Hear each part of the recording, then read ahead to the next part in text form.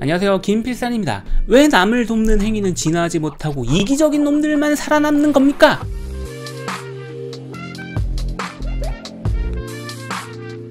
지난 동영상에서는 이타적인 개체로 이루어진, 다시 말해서 자신을 희생하고 사회나 종 전체의 이득을 위해서 행동하는 개체가 진화한다는 이론, 그룹 선택설에 대해서 말씀드렸는데요. 이타적이다라고 표현하죠. 우리가 사회를 위해서 봉사활동한다거나 국가를 위해서 전쟁에 참가한다거나 인류 종족 전체를 위해서 아까운 내 시간을 투자해 재활용 쓰레기를 분류하거나 기부를 하는 모습들은 이타적이다라는 단어로 나타낼 수 있습니다. 그러나 진화론으로 보면 이런 이타성은 진화할 수가 없습니다. 즉 진화 모든 동물은 이기적입니다. 이제 이 이유에 대해서 설명할 수 있는 이론에 대해서 말씀드리려고 합니다. 이론은 수학, 특히 게임 이론이라는 분야에 대한 이해를 바탕으로 만들어졌는데요. 게임 이론이 무엇입니까? 그러니까 우리가 하는 그 컴퓨터 게임을 말하는 건가요? 비슷합니다. PVP 게임처럼 플레이어들이 서로 싸우고 그를 통해서 스코어를 얻습니다. 높은 스코어를 얻으면 이기는 거죠. 게임 이론은 존 폰 노이만이라는 수학자가 최초로 정립한 수학 이론이고, 그 후로 뷰티풀 마인드라는 영화의 실존 인물이기도 한 존 내시가 발전시켰습니다. 게임 이론은 수학 분야 내부에서만 쓰이는 게 아니라 경제학, 정치학, 인류학 등 다방면으로 응용된 매우 쓸모가 많은 이론입니다. 그래서 존 내시는 노벨 수학상이 아니라 노벨 경제학상을 받았죠. 우리는 이제 게임 이론을 최초로 생물학에 적용한 존 메이너드 스미스의 이론을 살펴볼 것입니다. 두 동물 개체가 있다고 쳐보시죠. 두 개체는 만나면 싸웁니다. 먹을 거를 앞에 놓고 싸울 수도 있고 암컷이나 거주지를 가지고 싸울 수도 있죠. 양보하거나 협동하는 방법도 있다고요? 이런 이타적인 행동이 진화할 수 없다는 건 좀 나중에 살펴보도록 하겠습니다. 일단은 게임 이론을 이용한 진화 이론을 우선 설명해 보도록 하죠. 동물들은 싸울 때 이기면 이득을 얻습니다. 그러나 어떨 때는 싸우는 게 도망치는 것보다 못할 경우도 있어요. 엄청나게 치열한 싸움이 벌어지게 된다면 동물은 상처를 입고 감염과 죽음을 불러올 수도 있죠. 그런 게 아니더라도 시간 낭비는 어쨌든 작은 손해입니다. 싸울 시간에 과일이나 찾아다니는 게 더 나을 수 있는 거죠. 그래서 어떤 동물은 싸우는 것보다는 도망쳐서 쓸데없는 시간을 아끼는 걸 전략적으로 선택할 수 있습니다.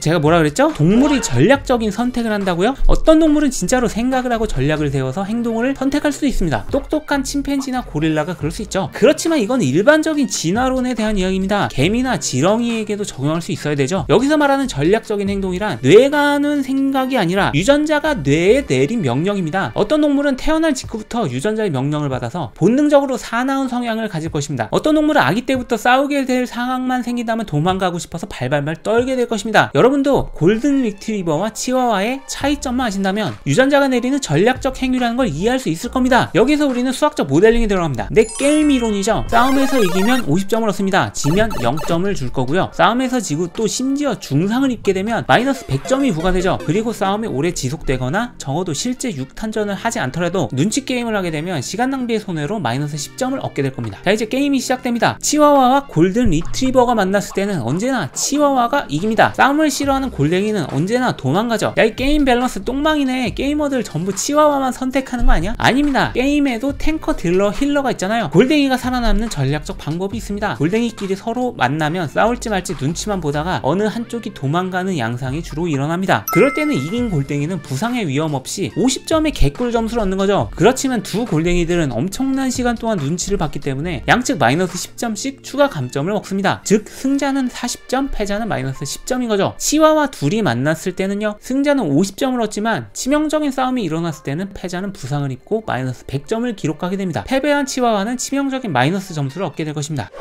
여기에 치와와만으로 이루어진 댕댕이 사회가 있습니다. 이들은 서로 마주쳤을 때 으르릉대면서 상대방을 깨물고 치명적인 부상을 입히죠. 싸움은 항상 패자와 승자가 있기 때문에 치와와끼리의 평균 점수는 마이너스 25점입니다. 그렇습니다. 항상 승리할 수는 없어요. 몇 번의 싸움을 반복하다 보면 평균적으로 치와와는 많은 상처를 입고 마이너스 점수를 얻게 될 것입니다. 이 사회에서 갑자기 골뱅이의 유전자 돌연변이가 발생했습니다. 갑자기 치와와에서 골뱅이 돌연변이가 나온다는 게 이해가 안 되시겠지만 어디까지나 수학적 모델에 불과하다는 것을 이해하도록 합시다. 평균이 마이너스 25인 치와와의 사회에서 골뱅이는 그냥 도망을 가기 때문에 0점을 얻습니다. 즉 골뱅이는 사회 평균보다 더 높은 점수를 받죠. 높은 점수를 올린 골뱅이는 번식을 통해서 평화로운 유전자를 퍼뜨리기 시작합니다. 반대로 생각해볼까요? 골뱅이만이 이루어진 사회에서 골뱅이가 얻는 평균 점수는 15점입니다. 40점과 마이너스 10점의 평균 점수죠. 그런데 갑자기 치와와 돌연변이를 탑재한 한 마리의 치와와가 나타나서 눈치 보는 골뱅이를 이빨을 드러내면서 다 발라버립니다. 15점인 평균 사회에서 치와는 승리를 통해서 50점을 얻는 거죠. 이 돌연변이 유전자, 그러니까 치와와 유전자 또는 골뱅이 유전자는 같은 유전자 사회에서는 평균적으로 이론과 똑같은 점수를 얻지만 다른 유전자로 이루어진 집단에서 혼자일 때는 큰 점수를 얻을 수 있습니다. 점수가 높으면 자식을 많이 낳아서 사회에서 급속도로 퍼지게 됩니다. 그렇습니다. 한 종류의 유전자가 모든 댕댕이들을 지배해버리는 결론이 아니라는 겁니다. 컴퓨터의 계산에 따르면 골뱅이는 12분의 5, 치와와가 12분의 7인 비율로 섞여 있는 사회가 완성됩니다. 이 비율에서 골뱅이와 치와와는 평균 득점이 평형을 이루고 움직이지 않게 됩니다. 이것이 게임 이론을 응용한 존 메이너드 스미스의 이론, 약자로 ESS라고 불리는 진화적으로 안정된 전략 이론입니다. 골뱅이와 치와와의 전략은 비록 각자 다른 전략이긴 하지만 결국 평형을 이루고 안정된 사회를 완성했습니다. 골뱅이의 평화로운 전략도 치와와의 공격적인 전략도 살아나왔습니다. 이것이 진화적으로 안정되었다고 하는 것입니다. 그리고 그 전략이란 바로 댕댕이가 의식적으로 생각해내는 전략이 아닌 유전자가 태어날 때부터 개체에게 그렇게 행동하도록 명령하는 전략인 것이죠.